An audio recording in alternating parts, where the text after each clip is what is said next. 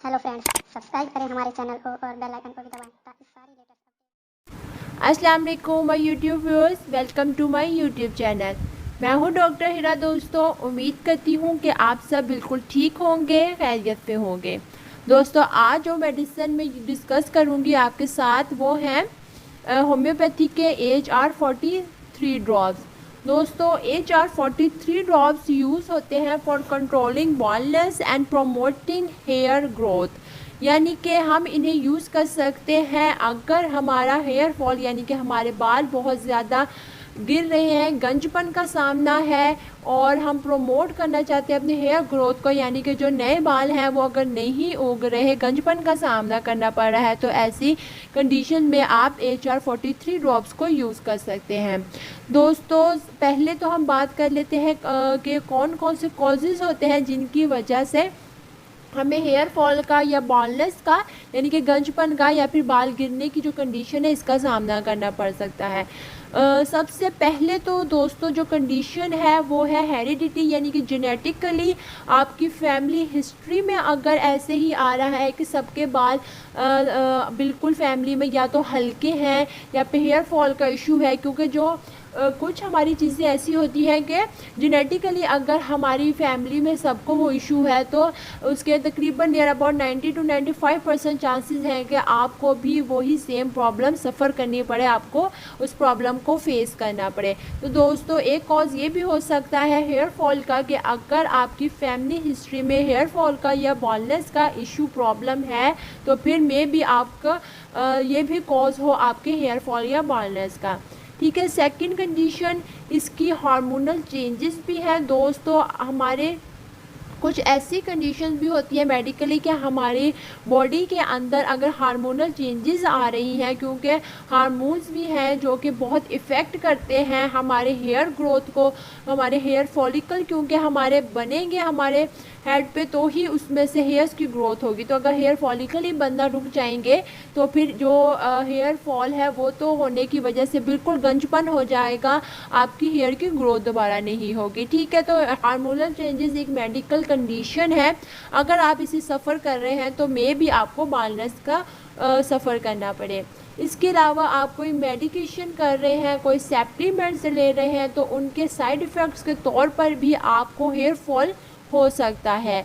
इसके अलावा अगर आपने कोई रेडिएशन थेरापी कराई है तो उसकी वजह से भी हेयर जो है वो बहुत वीक हो जाते हैं और हेयर फॉल बहुत तेज़ी से होता है बनिस्बत बाकी कॉजेज़ की। अगर कोई रेडिएशन थेरापी है तो इसके साइड इफ़ेक्ट के तौर पर आपको हेयर फॉल बहुत तेज़ी से होता है।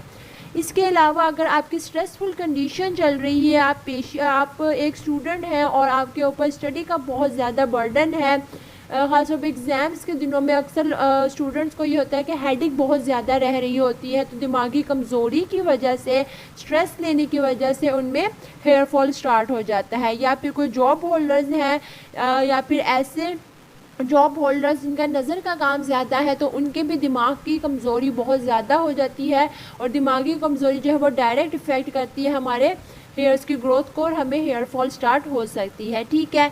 इसके अलावा दोस्तों, कोई भी आप हेयर स्टाइल ऐसा करवा रहे हैं या हेयर ट्रीटमेंट ऐसे करवा रहे हैं जिसमें डिफरेंट केमिकल्स यूज़ हो रहे हैं तो याद रखिएगा कि वो केमिकल्स बुरी तरह आपके बालों को, आपकी हेयर की ग्रोथ को बहुत बुरी तरह इफ़ेक्ट कर रही होती है। ठीक है। तो दोस्तों, ये कुछ कॉजेज़ थी कि जिनकी वजह से आपको हेयर फॉल का इशू हो सकता है। तो मोस्ट स्पेशली इसमें जो ये बालों की जो हेयर की ट्रीटमेंट डिफरेंट केमिकल से करवाते हैं तो काइंडली आप उसको अवॉइड करें। तो बेहतर होगा कि अगर इस कंडीशन की वजह से आपको हेयर फॉल हो रहा है तो मेडिसिन लेने से ज़्यादा बेटर ये है कि आप इस तरह के केमिकल्स को बालों में इस्तेमाल ना करें।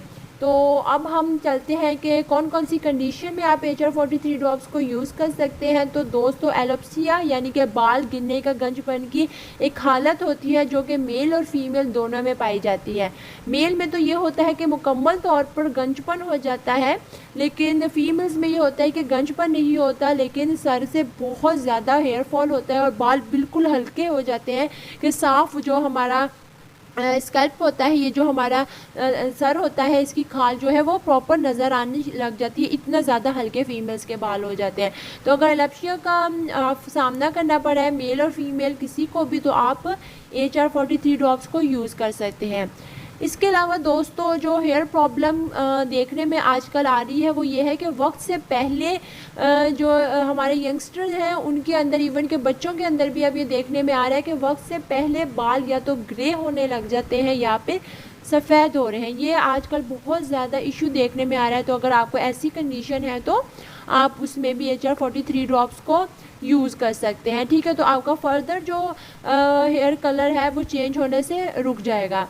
इसके अलावा अगर आपको डैंड्रफ बहुत ज़्यादा हो रही है, ठीक है, आपके स्कैल्प पे, और डैंड्रफ की वजह से आप देखते हैं कि ईचिंग हो रही है, आप सर खुजाते हैं तो आपके नाखूनों में आपको साफ शो हो रहा होगा कि डैंड्रफ आ रही है और उसके साथ हेयर फॉल हो रहा है। क्योंकि जो डैंड्रफ है वो जो हमारी बालों की जो जड़ें होती हैं ये उसको बहुत कमज़ोर बना देती है। उससे क्या होता है कि जब आप खुजाते हैं सर तो या फिर पसीना आता है उससे बहुत ज़्यादा हेयर फॉल स्टार्ट हो जाता है। इसके अलावा अगर आपका नर्वस पेन है, यानी कि नर्वस वीकनेस है आपकी नर्व्स को, तो उसकी वजह से भी आप दिमागी तौर पर खिंचाव और चिड़चिड़ाहट में आप रहते हैं, तो ये भी एक रीज़न बन जाती है हेयर फॉल की, जिसमें भी आप HR43 ड्रॉप्स को यूज़ कर सकते हैं।